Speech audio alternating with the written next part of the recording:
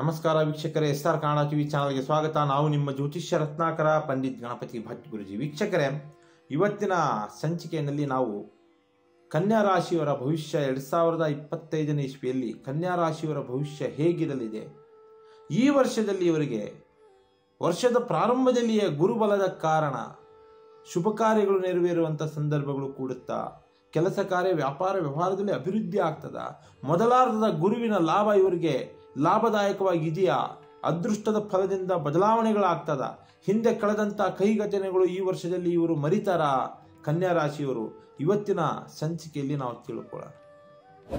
ನೋಡಿ, ಪ್ರಥಮವಾಗಿ ಕನ್ಯಾ ರಾಶಿಯವರಿಗೆ ವರ್ಷದ ಪ್ರಾರಂಭದಲ್ಲಿಯೇ ಗುರುಬಲ ಶುರುವಾಗ್ತದೆ. ಈ ವರ್ಷದ ಪ್ರಾರಂಭದಲ್ಲಿ ಅಂದರೆ ಜನವರಿ, ಫೆಬ್ರವರಿ, ಮಾರ್ಚ್, ಏಪ್ರಿಲ್ ತಿಂಗಳಿನ ತನಕ ಗುರುವಿನ ಪ್ರಭಾವ ಚೆನ್ನಾಗಿರುತ್ತೆ ಅಂತ ಅರ್ಥ. ವರ್ಷದ ಪ್ರಾರಂಭದಲ್ಲಿ ಗುರುವಿನ ಪ್ರಭಾವ ಚೆನ್ನಾಗಿದ್ದರೆ, ತದನಂತರ ಮೇ ತಿಂಗಳಿನ ನಂತರ ಗುರುವಿನ ಪ್ರಭಾವ ಸ್ವಲ್ಪ ನೆಗೆಟಿವಿಟಿ ಆಗಿ ಕಾಡಾಟ ಆಗ್ತದೆ. ಅದು ಹೇಗೆ ಅಂತ ನಾನು ಹೇಳ್ತೀನಿ. ವರ್ಷದ ಪ್ರಾರಂಭದಲ್ಲಿ ಗುರುವಿನ ಪ್ರಭಾವದಿಂದ ಅಂದರೆ ಗುರುಬಲದ ಯೋಗದಿಂದ ಕನ್ಯಾ ರಾಶಿಯವರಿಗೆ ಕಂಕಣ ಪ್ರಾಪ್ತಿ ಯೋಗ ಕೂಡಿ ಬರುತ್ತದೆ. ಹಾಗೆ ಹೊಸ ಹೂಡಿಕೆಗಳನ್ನ ಮಾಡ್ಬೋದು, ಹೊಸ ಬದಲಾವಣೆಗಳಂದರೆ ಹೊಸ ಥರದ ಕೆಲಸ ಕಾರ್ಯಗಳಲ್ಲಿ ಇವರು ತೊಡಗ್ಬೋದು, ಇಷ್ಟಾರ್ಥ ಕಾರ್ಯಸಿದ್ಧಿ ಆಗ್ತದೆ, ಒಂದೊಳ್ಳೆ ಬದಲಾವಣೆ ಸಿಗ್ತದೆ. ವರ್ಷದ ಪ್ರಾರಂಭದಲ್ಲಿ ಕೆಲಸ ಕಾರ್ಯ ವ್ಯಾಪಾರ ವ್ಯವಹಾರಗಳಲ್ಲಿ ಕನ್ಯಾ ರಾಶಿಯವರಿಗೆ ಏನೋ ಒಂದು ಮನಸ್ಸಿಗೆ ಸಮಾಧಾನ ಸಿಗುತ್ತೆ ವರ್ಷದ ಪ್ರಾರಂಭದಲ್ಲಿಯೇ ಅಂತ ಹೇಳ್ಬೋದು. ಆದರೆ ಮಾರ್ಚ್ ತಿಂಗಳಿನಲ್ಲಿ, ಈ ಮಾರ್ಚ್ ತಿಂಗಳ ಕೊನೆಯ ಭಾಗದಲ್ಲಿ ಕನ್ಯಾ ರಾಶಿಯವರಿಗೆ 7ನೇ ಮನೆಯಲ್ಲಿ ಶನಿಯ ಸಂಚಾರ ಬಂದಾಗ, ಸಪ್ತಮದಲ್ಲಿ ಶನಿ ಬಂದಾಗ ಸಾಂಸಾರಿಕ ಕಲಹ, ಭಿನ್ನಾಭಿಪ್ರಾಯ ಶುರು ಆಗ್ತದೆ. ಕನ್ಯಾ ರಾಶಿಯವರಿಗೆ ದಂಪತಿಗಳ ಮಧ್ಯೆ ಒಡಕಾಗ್ತದೆ, ಕಲಹಗಳು ಬಾಧೆಗಳು ಶುರು ಆಗ್ತದೆ, ಒಬ್ಬರ ಮೇಲೆ ಒಬ್ಬರಿಗೆ ವಿಶ್ವಾಸ ಕಡಿಮೆ ಆಗ್ತದೆ, ಸಂಬಂಧಗಳು ಹಾಳಾಗುವಂಥ ಲಕ್ಷಣಗಳು ಶುರು ಆಗ್ತದೆ ಸಪ್ತಮದಲ್ಲಿ ಶನಿ ಬಂದಾಗ ಕನ್ಯಾ ರಾಶಿಯವರಿಗೆ.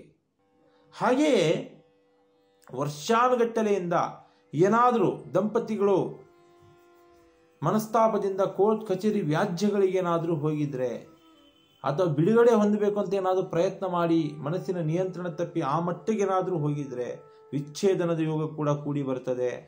ಶನಿಯ ಪ್ರಭಾವದಿಂದ ದಂಪತಿಗಳು ದೂರಾಗುವಂತಹ ಲಕ್ಷಣ ಸಂಭವ ಹೆಚ್ಚಿದೆ, ಎಚ್ಚರಿಕೆಯಿಂದಿರಬೇಕಾಗ್ತದೆ ಸಪ್ತಮದಲ್ಲಿ ಶನಿ ಬಂದಾಗ ಕನ್ಯಾ ರಾಶಿಯವರು. ಹಾಗೆಯೇ ಮೇ ತಿಂಗಳಿನಲ್ಲಿ ವಿಶೇಷವಾಗಿ ತಿಳ್ಕೊಳ್ಳಿ, ಮೇ ತಿಂಗಳಿನಲ್ಲಿ ದಶಮ ಸ್ಥಾನದಲ್ಲಿ ಗುರು ಬರ್ತಾನೆ. ಅಂದರೆ 10ನೇ ಮನೆಯಲ್ಲಿ ಗುರುವಿನ ಸಂಚಾರ ಶುರು ಆದಾಗ, ಅವಾಗ ಸ್ವಲ್ಪ ದಶಮದಲ್ಲಿ ಗುರು ಬಂದಾಗ ಕನ್ಯಾ ರಾಶಿಯವರಿಗೆ ದಶಮ ಸ್ಥಾನ ಕರ್ಮಸ್ಥಾನ ಆಗ್ತದೆ. ಕರ್ಮಸ್ಥಾನದಲ್ಲಿ ಗುರು ಬಂದಾಗ ಸ್ವಲ್ಪ ವಿಚಲಿತರಾಗ್ತೀರಾ, ಒತ್ತಡದ ಪರಿಸ್ಥಿತಿಗಳನ್ನ ಎದುರಿಸಬೇಕಾಗ್ತದೆ. ಯಾವುದರಲ್ಲಿ? ಕೆಲಸ ಕಾರ್ಯಗಳಲ್ಲಿ, ವ್ಯಾಪಾರ ವ್ಯವಹಾರಗಳಲ್ಲಿ ಒಂದಲ್ಲ ಒಂದು ರೀತಿಯಲ್ಲಿ ಒತ್ತಡದ ಪರಿಸ್ಥಿತಿ ಎದುರಿಸಿ ನಷ್ಟದ ಬಾಧೆ ಕೂಡ, ವ್ಯಾಪಾರ ನಷ್ಟದ ಬಾಧೆಯು ಕೂಡ ಹೋಗುವಂಥ ಲಕ್ಷಣಗಳಿರ್ತದೆ. ಧನ ನಷ್ಟದ ಬಾಧೆ ಆದರೂ ಕೂಡ ನಾವು ಯೋಚನೆ ಮಾಡಬೇಕಾಗ್ತದೆ. ದಶಮದಲ್ಲಿ ಗುರುವಿನ ಪ್ರಭಾವದಿಂದ ಒಂದು ಪ್ಲಸ್ ಪಾಯಿಂಟ್ ಅಂದರೆ ನಿಂತು ಹೋದ ಕೆಲಸ ಕಾರ್ಯಗಳು ಪುನರಾರಂಭಗೊಳ್ಳುತ್ತೆ. ಈ ಕಡೆ ನಷ್ಟ ಆದರೂ ಕೂಡ ಯಾವುದೋ ಒಂದು ಕೆಲಸ ಕಾರ್ಯ ನಿಂತು ಹೋಗಿರುತ್ತೆ ವರ್ಷಾನುಗಟ್ಟಲೆಯಿಂದ, ಆ ಕೆಲಸ ಕಾರ್ಯಗಳು ಪುನರಾವರ್ತನೆ ಆಗುವಂಥ ಲಕ್ಷಣಗಳಿರ್ತದೆ. ಆದರೂ ಕೂಡ ದಶಮದಲ್ಲಿ ಗುರು ಬಂದಾಗ ನೆಗೆಟಿವಿಟಿ ಕೊಟ್ಟರೂ ಸ್ವಲ್ಪ ನಿಮ್ಮ ಶ್ರಮಕ್ಕೆ ಪ್ರತಿಫಲ ಸಿಗುತ್ತೆ. ಆದರೆ ತಾಳ್ಮೆಯ ಸಹನೆಯಿಂದ ನೀವು ಕಾಯಬೇಕಾಗ್ತದೆ. ಕರ್ಮಸ್ಥಾನದಲ್ಲಿ ಗುರು ಬಂದ ಕೂಡಲೇ ಸ್ವಲ್ಪ ಮಾನಸಿಕ ಖಿನ್ನತೆ ಹೆಚ್ಚಾಗ್ತದೆ. ಶತ್ರುಗಳಿಂದ ಕಿರಿಕಿರಿ ಆಗೋದು, ಪಿರಿಪಿರಿ ಆಗೋದು, ತೊಂದರೆ ಆಗುವಂಥ ಲಕ್ಷಣಗಳಿರ್ತದೆ. ನಂಬಿಕಸ್ಥರಿಂದ ಮೋಸ ಆಗುವಂಥ ಸಂದರ್ಭಗಳು ಉದ್ಭವ ಆಗ್ತದೆ. ಇದರಿಂದ ಆರೋಗ್ಯದ ಸಮಸ್ಯೆಗಳು ಹೆಚ್ಚಾಗ್ತದೆ. ಗೊಂದಲಮಯ ಜೀವನ ಮಾಡ್ತೀರಾ, ಎಚ್ಚರಿಕೆಯಿಂದಿರಿ. ಆದರೆ ಈ ವರ್ಷದಲ್ಲಿ ಕನ್ಯಾ ರಾಶಿಯವರಿಗೆ ನೋಡಿ, ಸರ್ಕಾರಿ ಕೆಲಸ ಕಾರ್ಯಗಳಲ್ಲಿ ಏನಾದರೂ ಪ್ರಯತ್ನ ಪಟ್ಟರೆ ಗುರುವಿನ ದಶಮದ ಪ್ರಭಾವ ಸ್ವಲ್ಪ ತೊಂದರೆಯ ಫಲ ಇರೋದ್ರಿಂದ ಸರ್ಕಾರಿ ನೌಕರಿಗಳು ಬೇಕಂದರೆ ಬಹಳ ವಿಳಂಬ ಆಗುವಂಥ ಲಕ್ಷಣಗಳಿರ್ತದೆ. ಅಲ್ಲಿ ಇಲ್ಲಿ ಪ್ರಯತ್ನ ಪಟ್ಟು ಏನಾದರೂ ಹಾಳು ಮಾಡಿಕೊಳ್ಳುವಂಥ ಲಕ್ಷಣಗಳಿರ್ತದೆ. ಎಚ್ಚರಿಕೆಯಿಂದಿರಿ. ಧನ ನಷ್ಟ ಆಗುತ್ತೆ ಸರ್ಕಾರಿ ಕೆಲಸ ಕಾರ್ಯಗಳಲ್ಲಿ ಅಥವಾ ವ್ಯಾಪಾರ ವ್ಯವಹಾರಗಳಲ್ಲಿ ಕೈ ಹಾಕಿದ್ರೆ. ಯಾರನ್ನೂ ನಂಬಿ ಸ್ವಲ್ಪ ತೊಂದರೆಗೀಡಾಗುವಂಥ ಲಕ್ಷಣಗಳಿರ್ತದೆ. ಎಚ್ಚರಿಕೆಯಿಂದಿರಿ. ಇನ್ನು ಈ ಉದ್ಯೋಗಗಳಲ್ಲಿ ಏನಾದರೂ ಬಡ್ತಿ ಸಿಗಬೇಕು, ವರ್ಗಾವಣೆ ಆಗಬೇಕು ಅಂದರೂ ಕೂಡ ಗುರುವಿನ ಪ್ರಭಾವ ಸ್ವಲ್ಪ ತೊಂದರೆ ಕೊಡೋದ್ರಿಂದ ವಿಳಂಬ ಆಗ್ತದೆ. ಉದ್ಯೋಗದಲ್ಲಿ ಅಥವಾ ವರ್ಗಾವಣೆಗಳಲ್ಲಿ ಬಡ್ತಿ ಸಿಗೋದ್ರಲ್ಲಿ ಸ್ವಲ್ಪ ತಾಳ್ಮೆ ತಗೊಳ್ಳಿ. ಇನ್ನು ಖಾಸಗಿ ಕೆಲಸ ಕಾರ್ಯಗಳಲ್ಲಿ ಉದ್ಯೋಗ ಮಾಡ್ತಾರೆ, ಖಾಸಗಿ ನೌಕರಿಗಳನ್ನ ಮಾಡುವಂಥ ವ್ಯಕ್ತಿಗಳು ಯಾವ ಕಾರಣಕ್ಕೂ ಆಸೆಗಳಿಗೆ ದುಂಬಾಲಗಳಿಗೆ ಬಿದ್ದು ಮನಸ್ಸಿನ ನಿಯಂತ್ರಣ ತಪ್ಪಿ ಇರೋ ಕೆಲಸನ ಬಿಡ್ಲಿಕ್ಕೆ ಹೋಗ್ಬಿಡಿ. ಮರಳಿ ಆ ಸ್ಥಾನಮಾನ ನಿಮಗೆ ಸಿಗೋದಿಲ್ಲ. ಈ ವರ್ಷದಲ್ಲಿ ಗುರುವಿನ ಪ್ರಭಾವ ಮೇ ತಿಂಗಳಿನ ನಂತರ ಕರ್ಮಸ್ಥಾನದಲ್ಲಿ ಬಂದಾಗ ಎಲ್ಲ ಕಳೆದುಕೊಳ್ಳುವಂಥ ಅಂದರೆ ಇರೋದನ್ನ ಕಿತ್ತುಕೊಳ್ಳುವಂತಹ ಲಕ್ಷಣಗಳು ಕಂಡು ಬರ್ತವೆ ಕೈಯಿಂದ ಬೇರೆ ವ್ಯಕ್ತಿಗಳು. ಬಹಳ ಎಚ್ಚರಿಕೆಯಿಂದಿರಿ ಕನ್ಯಾ ರಾಶಿಯವರು. ಈ ವರ್ಷದಲ್ಲಿ ನೋಡಿ 10ನೇ ಮನೆಯಲ್ಲಿ ನಾವು ಏನು ಗುರುವಿನ ಪ್ರಭಾವ ಬಂದಾಗ, ಅದೇ ಥರ 7ನೇ ಮನೆಯಲ್ಲಿ ಏನು ಮಾರ್ಚ್ ತಿಂಗಳಿಂದ ಶನಿಯ ಪ್ರಭಾವ ಬಂದಾಗ ಹೊಸ ಈ ಕಟ್ಟಡ ನಿರ್ಮಾಣಗಳನ್ನ ಮಾಡೋದು, ಗೃಹ ಪ್ರವೇಶಗಳಿಗೆ ಕೈ ಹಾಕುವಂಥದ್ದು, ಜಮೀನು ಖರೀದಿ ಮಾಡುವಂಥದ್ದು, ಇಂಥ ವಿಚಾರಗಳಿಗೆ ಕೈ ಹಾಕಿದ್ರು ಕೂಡ ಸ್ವಲ್ಪ ವಿಳಂಬ ಆಗ್ತದೆ. ದುಡುಕುವಂತಹ ಸ್ವಭಾವ ಇದ್ದರೆ ಕಡಿಮೆ ಮಾಡ್ಕೊಳ್ಳಿ, ದುಡುಕ್ಲಿಕ್ಕೆ ಹೋಗಬೇಡಿ, ಬಹಳ ಯೋಚನೆ ಮಾಡಿ ತಾಳ್ಮೆಯಿಂದ ಇರಿ. ಏಕೆಂದರೆ ಮೇ ತಿಂಗಳಿನಲ್ಲಿ ಅಧಿಕ ಖರ್ಚು ವೆಚ್ಚಗಳಾಗುವಂಥ ಲಕ್ಷಣಗಳಿರ್ತದೆ. ಇದರಿಂದ ಸಾಲದ ಸುಳಿಗೆ ಹೋಗ್ತಾರೆ ವ್ಯಕ್ತಿಗಳು. ಅನವಶ್ಯವಾಗಿ ಖರ್ಚು ಹೆಚ್ಚಾಗ್ತಾ ಇದ್ರೆ ಕೈಯಲ್ಲಿರೋ ದುಡ್ಡೆಲ್ಲ ನಷ್ಟ ಆಗ್ತಾ ಹೋಗ್ತದೆ. ಉಳಿತಾಯ ಅಂದರೆ ಸ್ಟಾಕ್ ಆಗುವಂಥ ಲಕ್ಷಣಗಳು ಇರೋದಿಲ್ಲ. ದುಡಿದ ಹಣವೆಲ್ಲ ನೀರಿನಲ್ಲಿ ಹೋಮ ಮಾಡಿದಂಗೆ ಆಗುತ್ತೆ. ಎಚ್ಚರಿಕೆಯಿಂದಿರಿ. ಮತ್ತು ಮೇ ತಿಂಗಳ ಒಳಭಾಗದಲ್ಲಿ ಶುಭ ಕಾರ್ಯಗಳು ಚೆನ್ನಾಗಿ ನೆರವೇರುತ್ತವೆ.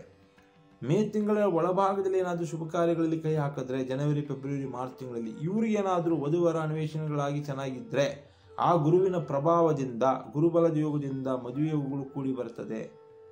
ಕಂಕಣ ಪ್ರಾಪ್ತಿ ಯೋಗಗಳಲ್ಲಿ ಯಾವ ತೊಂದರೆಗಳು ಬರೋದಿಲ್ಲ, ಯಾವ ವಿಳಂಬಗಳು ಆಗೋದಿಲ್ಲ. ಯಾವಾಗ?